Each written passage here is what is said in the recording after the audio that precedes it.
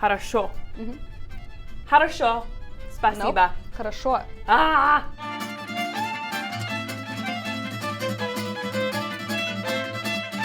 Hi! Привет! Welcome back to our series on the Russian language. Today we'll look at word stress. But before we get into it, let's do a quick recap of last time. Okay. So last time we looked at our last group of letters, which is the new look, no sound, and it's the hard sign and the soft sign. Yes. And as you might remember, they don't make any sound on their own.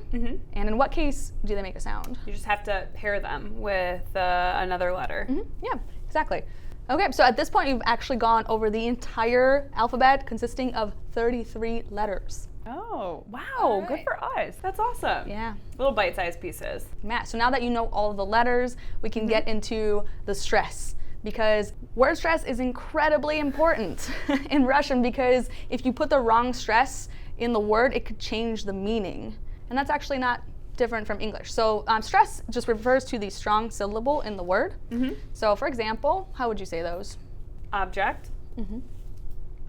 Object. I like the emphasis on that strong syllable. Beautiful. But yeah, so I mean, it changes the meaning, and in Russian it's the same thing. So you have zamok and zamok. Zamok, zamok. Yep, zamok means castle, and zamok means the lock. So as you can see, they are spelled the same way, but because the stress changes from a to o here, the word is completely different in meaning. Gotcha. So I want my zamak. Zamok. I want my zamak. Zamokt. I like that you added the English ed ending, just like that's a nice little suffix. Yeah. Yeah, so real quick, something I do want to point out is we have these accent marks above the letters, but that's just there when you're practicing reading. So like if you've got a Russian textbook or something like that, it's to help people get a feel for where the stress does fall. Also, you're going to understand more within context for something like zamok and zamok. The words obviously around it are going to tell you, if you don't have that accent mark, are going to tell you if you're talking about a castle or a lock. Right. So, exactly. So just two things to keep in mind. Zamok. Zamok. Zamok. Yeah. And so actually right now what you're doing intuitively is breaking those syllables and putting the stress on one of, in that case, two syllables. Okay. Right? And so Russian syllables break similarly to English. So I do have a quick example here. So how would you say that? Water. Where do the syllables break here? Wa and ter. Yeah, exactly. Water, we don't say wat-er. No. So Russian syllables break similarly to English in that every syllable will have one and only one vowel sound. And also, when possible, syllables do prefer to end with a vowel. Also similar to English, Russian words have one stress, no matter how long the word is. Okay. And I've got a word for you to try to read. Why are you doing it so slowly? It's the I'm really excited. anticipation. I'm excited to see how you sound out the next one. Okay. Okay. Ready? Yes. Is that a real word? Yes, it's a real word. It means sightseeing. I'm going to go ahead and assume that the a is where the stress is. So we have to get to that now. Yep, just build up to that. Okay. And then come back down. Does it help if I put it this way and break those syllables to read it? Yes. I say yes now, but let's wait and see after I pronounce it.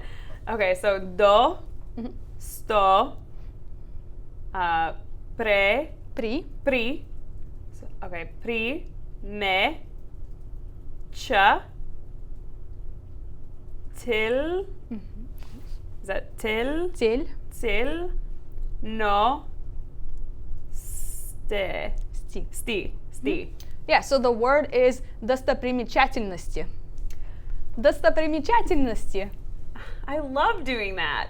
I'll I just- won't be doing that in Russia because I won't be able to pronounce the word. That's fine, it's fine. There's other words you can use in place of this one. I just wanted to pull a really long word in here for you so you can You see succeeded. a long this is word. great. Yeah, this way you can see that like even with this long word, one stress. Oh yeah. Same as English, you know, one stress Yeah. on the word. Can you say it again? Do you want me to go slow? Yeah, just a little bit slower for me, please. So this is достопримечательности. Yeah. Okay, I did hear it when you said it that time. One more time. Достопримечательности. Okay.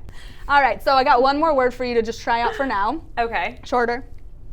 This is so much shorter. Mm-hmm. Okay, so this is cosmos. Which means space. So like cosmonaut or cosmos. Yes. Cosmos. Oh, okay. Cosmos. Yeah. Okay. All right, so let's move on. So I have a few more practice words for you. Okay. For example, maska, Masca. which means mask. Yep. Okay. You're gonna try the next one.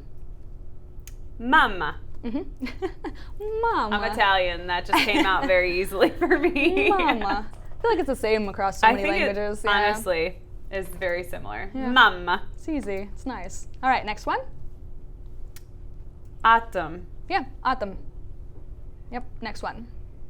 So on this side, actually, you can see that the stress switches over to the second syllable. So, katok. Katok. Yep. Katok. Which just means skating rink. I used to figure skate. Oh. Fun fact. All right, next one. So, kosa. So this one's actually kasa, and Kasa. I know that there is an O in there, and that's we'll get to some of the rules around why that O sounds like the O sounds like an A Okay. later on. So don't worry about it Okay. for now. But the pronunciation of this one is kasa, Kasa. which means braid. Yep, and then one more. Osa. Similar concept, asa. Asa. Yep. Okay. Asa, which means wasp. So if you haven't already subscribed, make sure you do subscribe so that you'll know as soon as we do come out with a video where we explain why that O sounds like A and some other vowel reduction rules that we'll get into. All right. So a quick dialogue Okay. to wrap everything up. Привет, как дела? Хорошо. Спасибо. Good job. Thanks. If you liked this video and learned something like I did, like the video below, comment, and subscribe. Thanks for watching. До свидания. Ciao. Bye. Goodbye. Bye.